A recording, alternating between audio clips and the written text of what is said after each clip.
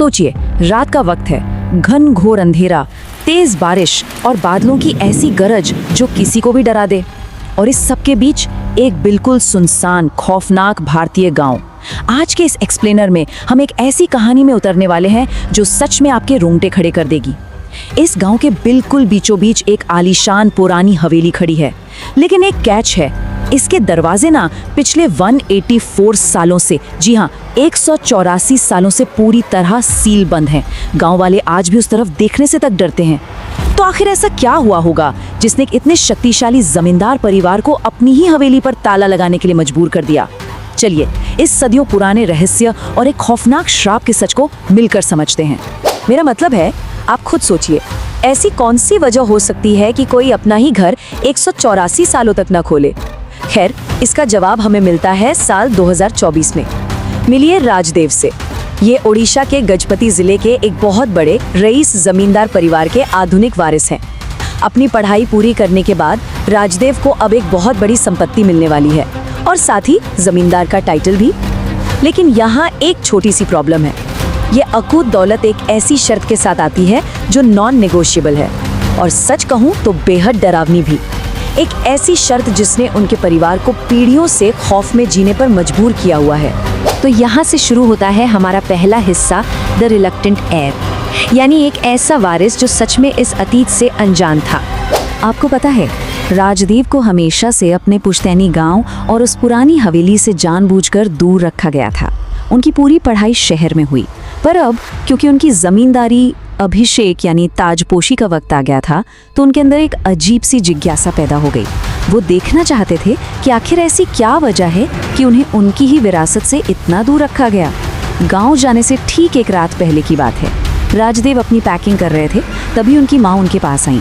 उनके चेहरे पर ऐसी घबराहट थी जो साफ देखी जा सकती थी, और उन्होंने राजदेव को एक बहुत ही क्लियर वार्निंग दी, चाहे कुछ भी हो जाए, तुम उस पुरानी बंद हवेली के अंदर नहीं जाओगे।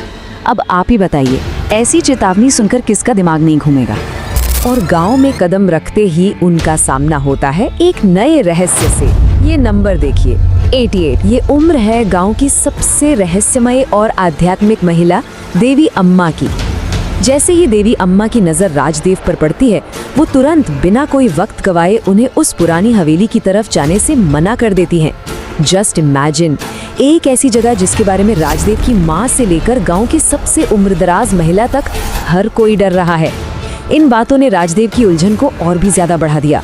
और इसी के साथ हम आते हैं अपने अगले हिस्से पर, वार्निंग्स एंड विस्पर्स, चेतावनियां और गांव की वो डरावनी कानाफूसी। अब यहाँ से कहानी वाकई डार्क होने लगती है।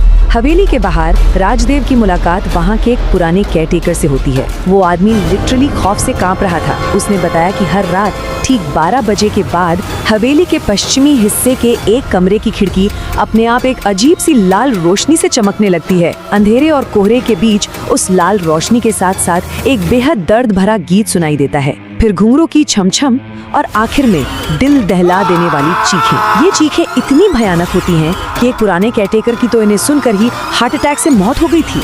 सीरियसली, रूह कांप जाए सुनकर। और मामला सिर्फ यहाँ नहीं रुकता।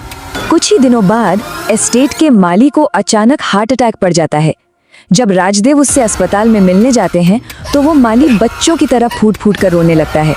वो इतना डरा हुआ था कि उसने कहा, मैं उस हवेली में वापस जाने से बेहतर मरना पसंद करूंगा। जरा इस डर का लेवल चेक कीजिए। एक इंसान जिसकी रोजी रोटी इसी परिवार से चलती है, वो वहां जाने के बजाय मौत को गले लगाना चाहता है। राजदेव समझ चुके थे कि अब भागने का वक्त चला गया है, उन्हें इस सच का सामना करना ही पड़ेगा। क्योंकि उस माली ने जो देखा था ना, वो किसी बुरे सपने जैसा था। ध्यान से सुनिएगा, उस लाल रोशनी वाले कमरे में उसने 2 आत्माएं देखी थीं। एक किन्नर जो किसी पुराने जमाने की नर्तकी की तरह लाल जोड़े में थी, जिसके हाथ बुरी तरह जले हुए थे, नाखून सड़ चुके थे और आंखें बिल्कुल सफेद थीं जिनमें एक अजीब सी चमक थी। और उसके साथ एक आदमी था जिसकी गर्दन आधी कटी हुई थी और पूरा शरीर खून से लथपथ था। कोई भी ऐसी चीज देखेगा तो उसकी जान तो निकल ही जाएगी ना। इस हादसे ने राजदेव का इरादा पक्का कर दिया कि इस रहस्य को अब वो खुद सुलझाएंगे। तो अब हम आते हैं अपने तीसरे हिस्से पर, द नाइट टाइम इन्फिल्ट्रेशन, आधी रात की वो डरावनी घुसपैठ। जब कोई कुछ बताने को तैयार नहीं था तो राजदेव ने एक ऐसी बेवकूफ़ी या कहो बहादुरी की जो हम सिर्फ फिल्मों में देखते हैं।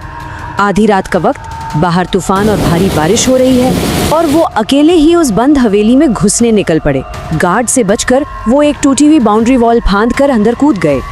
अंदर कदम रखते ही उन्हें एक अजीब सी हड्डियों को जमा देने वाली ठंडक महसूस हुई। उनके हाथ में सिर्फ एक फ्लैशलाइट थी। उसी की रोशनी में वो उस विशाल सदियों पुरानी हवेली के घने अंधेरे गलियारों में पश्चिमी हिस्से की तरफ बढ़े और आखिरकार उन्हें वो लाल रोशनी चमकती हुई दिखी गई। उस पश्चिमी कमरे के पास पहुंचकर उन्होंने देखा कि दरवाजे पर बहुत सारे लाल धागे बंधे हुए हैं, जैसे किसी ने कोई भारी तंत्र मंत्र किया हो। राजदेव ने हिम्मत जुटाई और खिड़की से अंदर झांका और पता है उनकी नजर किससे मिली? सीधे उस किन्नर की आत्मा से। उस आत्मा ने राजदेव को ऐसी नफरत भरी निगाहों से देखा और एक ऐसी आवाज जो दिमाग में गूंज जाए, उसमें कहा, तू उन राक्षसों का वंशज है, मैं तुझे मार डालूंगी। भाई साहब, ये सुनने के बाद राजदेव वहां एक सेकंड भी नहीं रुके और अपनी जान बचाकर वहां से ऐसी दौड़ लगाई कि बस पूछिए मत। ये सब देखने के बाद आता है हमारा चौथा हिस्सा, सिंस ऑफ द एंसेस्टर्स, यानी पूर्वजों के किए गए पाप। अगली सुबह राजदेव बुरी तरह हिले हुए थे। वो सीधा देवी अम्मा के पास गए क्योंकि उन्हें समझ आ गया था कि इस 184 साल पुराने रहस्य की चाबी सिर्फ उन्हीं के पास है। फिर देवी अम्मा ने जो बताया उसने राजदेव के होश उड़ा दिए। हम बात कर रहे हैं 19वीं सदी की। राजदेव के एक पूर्वज थे जो बहुत ही क्रूर और अहंकारी थे। उन्होंने प्रियंवदा नाम की एक बेहद खूबसूरत किन्नर को मुजरा करने के लिए उस हवेली में रखा था। प्रियंवदा को पढ़ने का शौक था तो एक मास्टर जी को बुलाया गया, लेकिन जल्द ही प्रियंवदा और मास्टर जी के बीच प्यार हो गया।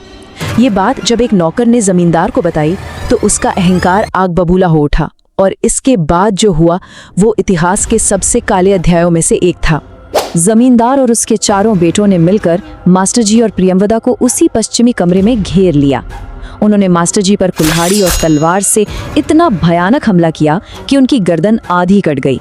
जब प्रियंवदा ने उन्हें बचाने की कोशिश की तो उन जल्लादों ने उन दोनों की जीभ काट दी और उसके बाद का जुल्म तो आप सोच भी नहीं सकते। उन्होंने उन दोनों को तड़पते हुए जिंदा ही उसी कमरे की दीवारों में ईंटों से चुनवा दिया। जी हाँ, एंटूम्ड अलाइव, यानी जिंदा दफन कर दिया। ये क्रूरता की बिल्कुल चरम सीमा थी। और दोस्तों, यहीं से जन्म होता है एक जेनरेशनल कर्ज, यानी पीढ़ीगत श्राप का। ये एक तरह का कार्मिक डेप्ट होता है, एक कर्ज जो आपके पूर्वजों के किए गए पापों की वजह से आपकी आने वाली पीढ़ियों को चुकाना पड़ता है। मरने से ठीक पहले प्रियंवदा ने उस जमींदार के पूरे वंश को बर्बाद करने का श्राप दिया था और ये श्राप खाली नहीं गया। अगले ही दिन जमींदार की अजीब तरीके से खून बहने से मौत हो गई और उसके चारों बेटों को भी उन आत्माओं ने बुरी तरह तड़पा तड़पा कर मार डाला।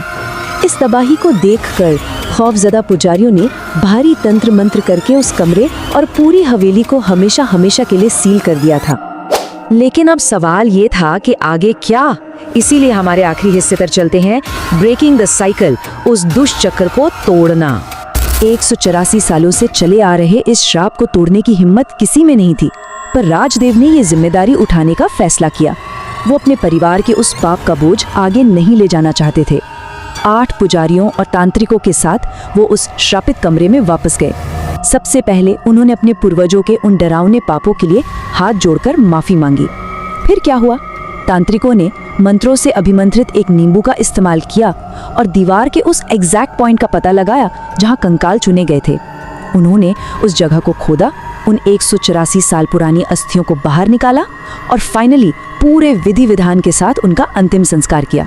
और आप यकीन नहीं करेंगे, उस महायज्ञ के दौरान एक बहुत ही पावरफुल, एकदम गूज़बम्प्स देने वाला मोमेंट आया। जो आत्माएं कल तक इतने गुस्से में थीं, जिनके रूप इतने भयानक थे और जो सिर्फ बदला चाहती थीं, वो अब बिल्कुल शांत हो चुकी थीं।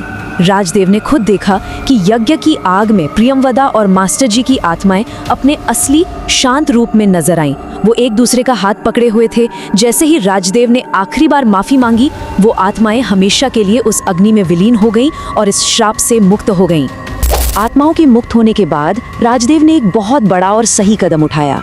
उन्होंने उस डरावने पास्ट की आखिरी निशानी, यानी उस 184 साल पुरानी हवेली को पूरी तरह तोड़वा दिया। और उस जमीन का क्या किया? उन्होंने वो जमीन सरकार को बच्चों का पार्क बनाने के लिए दान कर दी। आज उस जगह पर गांव के बच्चे खेलते हैं। जरा सोचिए, जहां पिछली 2 सदियों से सिर्फ खौफनाक चीखें गूंजती थीं, वहां आज बच्चों की खिलखिलाहट सुनाई देती है। अंधेरे की आखिर हार हुई और रोशनी को अपना रास्ता मिल ही गया। पर जाते जाते ये कहानी हमारे सामने एक बहुत बड़ा सवाल खड़ा कर जाती है। अगर वक्त के साथ पुराने राज कभी पूरी तरह दफन नहीं होते, तो क्या पता हमारे अपने इतिहास में, हमारे परिवारों में ऐसे कौन से कर्ज या डार्क सीक्रेट्स छिपे हों जिनका सामना आज नहीं तो कल हमें करना ही पड़े। राजदेव की इस खौफनाक पर इंस्पायरिंग कहानी से हमें एक ही बात समझ आती है, भागने से कभी मुक्ति नहीं मिलती, सच का सामना करने से मिलती है। खैर, इस सफर में मेरे साथ जुड़ने के लिए बहुत बहुत शुक्रिया। अपने इर्द गिर्द देखते रहिए, थोड़ा सोचते रहिए और हाँ, सुरक्षित रहिए।